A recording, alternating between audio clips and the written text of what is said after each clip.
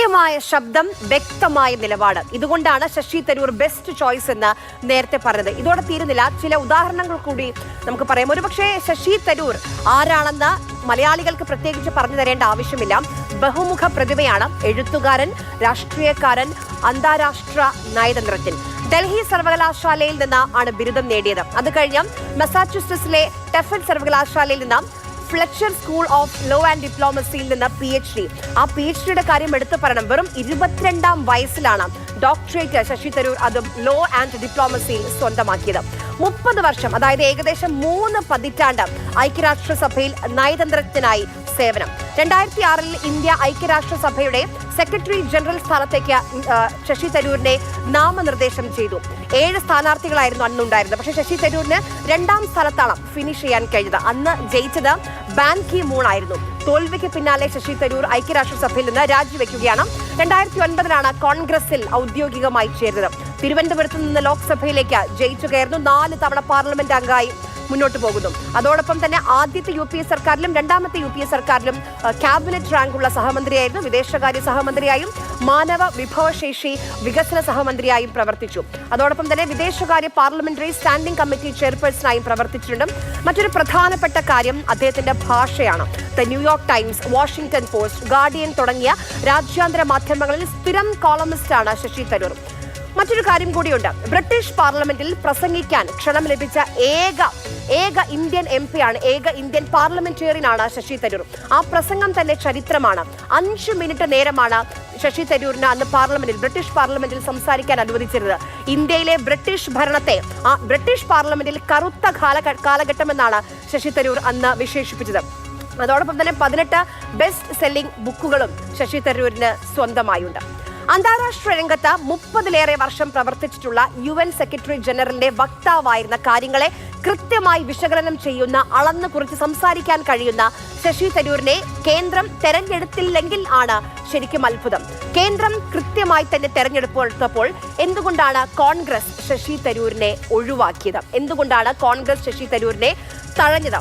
Parliamentary കാര്യമന്ത്രി കിരൺ റിജിജു ആണ് രാഹുൽ ഗാന്ധിയോട് ആവശ്യപ്പെട്ടത് കോൺഗ്രസിൽ നിന്ന് പേരുകൾ നൽകാൻ. അങ്ങനെ കിരൺ റിജിജു ആവശ്യപ്പെട്ട പ്രകാരം പ്രതിപക്ഷ നേതാവ് രാഹുൽ ഗാന്ധി 4 പേരാണ് കേന്ദ്ര സർക്കാരിന് മുന്നിലേക്ക് നൽകിയത്. 1 മുൻ മന്ത്രി ആനന്ദ് ശർമ്മ, 2 ലോക്സഭയിലെ ഡെപ്യൂട്ടി ലീഡർ ഗൗരവ് ഗൊഗോയ്, 3 രാജ്യസഭയുടെ MP സയ്യിദ് നാസിർ ഹുസൈൻ, അതോടൊപ്പം തന്നെ ലോക്സഭാംഗം രാജ ബ്രാർ. ഈ 4 പേരെയാണ് നൽകിയത്.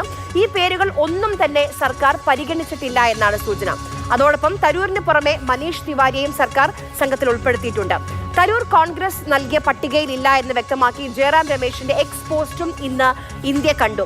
രാജ്യത്തിന്റെ ഭാഗം പറയാൻ ക്ഷണിച്ചതിൽ അഭിമാനമെന്നാണ് കേന്ദ്ര സർക്കാരിന്റെ ക്ഷണം സ്വീകരിച്ചുകൊണ്ട് ശശി തരൂർ ഇന്ന് നടത്തിയ ആദ്യത്തെ പ്രതികരണം. രാജ്യ താല്പര്യം ഉൾപ്പെടുന്ന വിഷയത്തിൽ എന്റെ സേവനം അത് ആവശ്യമാണെങ്കിൽ മാറി നിൽക്കില്ല എന്നും ജയ് ഹിന്ദ് എന്ന് പറഞ്ഞാണ് ശശി തരൂർ പോസ്റ്റ് ചെയ്തത്.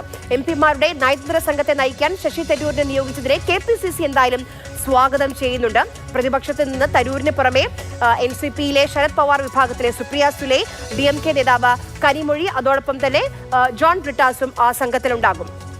ശശി തരൂർ US അടക്കമുള്ള 5 രാജ്യങ്ങളിലേക്കുള്ള സംഘത്തെ ആയിരിക്കും നയിക്കുക. ഡൽഹിയിൽ നിന്ന് P. ബസന്താണ് നമുക്കൊപ്പം വിവരങ്ങളുമായി ചേരുന്നത്. ബസന്ത്, കേന്ദ്ര സർക്കാർ എന്തുകൊണ്ട് തെരഞ്ഞെടുത്തു എന്നതിന് ശശി തരൂരിന്റെ പെഹൽഗാം മുതൽ ഇങ്ങോട്ട് ഇന്ന് വരെ ശശി തരൂർ നടത്തിയ പ്രതികരണങ്ങൾ മാത്രം മതി, അദ്ദേഹത്തിന്റെ പ്രൊഫൈൽ മാത്രം മതി. എന്തുകൊണ്ടായിരിക്കും ശശി തരൂരിന്റെ പേര് കോൺഗ്രസ് വെട്ടിയത്?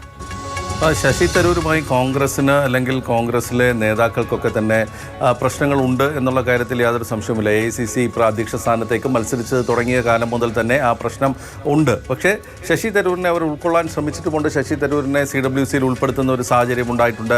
പക്ഷേ അപ്പോഴും ഒരു ന്യായമായ ഒരു തന്നെ അംഗീകരിക്കൽ പാർട്ടിയുടെ ഭാഗത്ത് നിന്ന്, കേന്ദ്ര നേതൃത്വത്തിൻ്റെ ഭാഗത്തു നിന്ന് ഇല്ല എന്നുള്ളൊരു പരാതി ശശി തരൂരിനുണ്ടോ എന്നുള്ള കാര്യം പരിശോധിക്കേണ്ടതാണ്. പാർലമെൻറ്റിൽ പോലും അദ്ദേഹത്തിനെ ഒരു പാർട്ടി നേതാവ് എന്നുള്ള തരത്തിലേക്ക് കൊണ്ടുവരുന്നില്ല. വിദേശകാര്യ മന്ത്രാലയത്തിൻ്റെ സ്റ്റാൻഡിംഗ് കമ്മിറ്റിയുടെ ചെയർമാൻ മാത്രമാണ് ശശി തരൂർ എന്നുള്ളതാണ്. അപ്പോൾ ഈ ഇത്രയും സീനിയറായിട്ടുള്ളവർ തന്നെ അംഗീകരിക്കുന്നില്ല എന്നുള്ളൊരു പരാതിയുണ്ട്. മാത്രമല്ല ഇപ്പോഴത്തെ ഏറ്റവും വലിയ പ്രശ്നം ഈ വിഷയവുമായി ബന്ധപ്പെട്ട്, അല്ലെങ്കിൽ പെഹൽഗാമുമായിട്ടോ അല്ലെങ്കിൽ ഓപ്പറേഷൻ സിന്ദൂറുമായിട്ട് ബന്ധപ്പെട്ട് നമുക്ക് കാണാൻ കഴിയുന്ന ഒരു കാര്യം എന്ന് പറയുന്നത്, ഏറ്റവും ഒടുവിൽ അദ്ദേഹത്തെ താക്കീത് ചെയ്തു എന്നുള്ള വാർത്തകൾക്ക് പിന്നിലുള്ള കാരണം ഈ സർക്കാരിനെ പിന്തുണയ്ക്കുന്നതായിരുന്നില്ല. എനിക്ക് വിലയിരുത്താൻ കഴിയുന്നത് ശശി തരൂർ ഒരുപക്ഷെ ഓപ്പറേഷൻ സിന്ദൂറിൻ്റെ വെടിനിർത്തൽ വന്ന ആ ആ ദിവസം ഇന്ദിരാഗാന്ധിയുമായി താരതമ്യം ചെയ്തുകൊണ്ട് കോൺഗ്രസിൻ്റെ വിവിധ ഹാൻഡിലുകൾ, സാമൂഹ്യ മാധ്യമ വിഭാഗങ്ങളൊക്കെ തന്നെ വലിയ തോതിൽ പ്രചരണം നടത്തിയിരുന്നു. കോൺഗ്രസ് നേതാക്കളും സമാനമായ തരത്തിൽ തന്നെയായിരുന്നു പറഞ്ഞത്. അതായത് ഇന്ദിരാഗാന്ധി ആയിരുന്നെങ്കിൽ വലിയ തോതിലുള്ള ഒരു നടപടി ഉണ്ടായേനെ എന്നുള്ള തരത്തിലുള്ള ഒരു താരതമ്യം വന്നു. പക്ഷേ അവിടെ ശശി തരൂർ ഒരു വ്യത്യാസം ചൂണ്ടിക്കാണിച്ചിരുന്നു. അതായത് ആ സാഹചര്യവും ഇതും തമ്മിൽ കൂട്ടിക്കുഴയ്ക്കരുത് എന്നുള്ളത്. അതായത് 71-ൽ ഇന്ദിരാഗാന്ധി നടത്തിയ ആ ഒരു നേതൃത്വവും ഇപ്പോഴത്തെ ഇതും തമ്മിൽ കൂട്ടിക്കുഴയ്ക്കരുത്. അന്നൊരു യുദ്ധമായിരുന്നു, പാകിസ്ഥാനെതിരെ വളരെ കൃത്യമായ ഒരു യുദ്ധം തന്നെയായിരുന്നു ഇന്ത്യ പ്രഖ്യാപിച്ച് നടത്തിയിരുന്നത്. പക്ഷേ ഇവിടെ ഒരു ഭീകരവിരുദ്ധ ഓപ്പറേഷനായിരുന്നു. അപ്പോൾ അത് രണ്ടും തമ്മിൽ ചേർന്ന് പോകുന്നതല്ല എന്നുള്ളതാണ്. അപ്പോൾ നേരിട്ട് ശശി തരൂർ അവിടെ ഒരു ചോദ്യചിഹ്നത്തിൽ നിർത്തിയത് ഗാന്ധി കുടുംബത്തെയാണ് എന്നുള്ളത് നമ്മൾ കാണാതിരിക്കരുത്. അപ്പോൾ അത് ഒരു പക്ഷേ ഒരു ട്രിഗറായിട്ടുണ്ട് ഇപ്പോൾ കൂടുതൽ ശശി തരൂരിനെ മാറ്റി നിർത്തുന്ന കാര്യത്തിൽ. ഇതിൽ രണ്ട് കാര്യം ശശി തരൂർ തിരുവനന്തപുരത്ത് പറഞ്ഞത് 2 ദിവസം മുമ്പ് കേന്ദ്ര സർക്കാർ എന്നെ അറിയിച്ചിരുന്നു എന്നുള്ളതാണ്. അപ്പോൾ ഈ 2 ദിവസം മുമ്പ് അറിയിച്ചിരുന്നപ്പോൾ ശശി തരൂർ ഇക്കാര്യം പാർട്ടി നേതൃത്വത്തെ അറിയിച്ചിരുന്നോ എന്നുള്ളൊരു ചോദ്യം അവിടെ നിൽപ്പുണ്ട്. അറിയിച്ചിരുന്നുവെങ്കിൽ അറിയിച്ച ശേഷവും ശശി തരൂരിന്റെ പേര് ഒഴിവാക്കിയിട്ടുണ്ടെങ്കിൽ അത് മനഃപൂർവ്വമാണ് എന്നുള്ള മാത്രമേ പറയാൻ കഴിയുള്ളൂ. മനഃപൂർവ്വമാണെന്ന് തന്നെ വിചാരിക്കേണ്ടി വരും. പി ബസന്താണ് വിവരങ്ങൾ നൽകിയത്.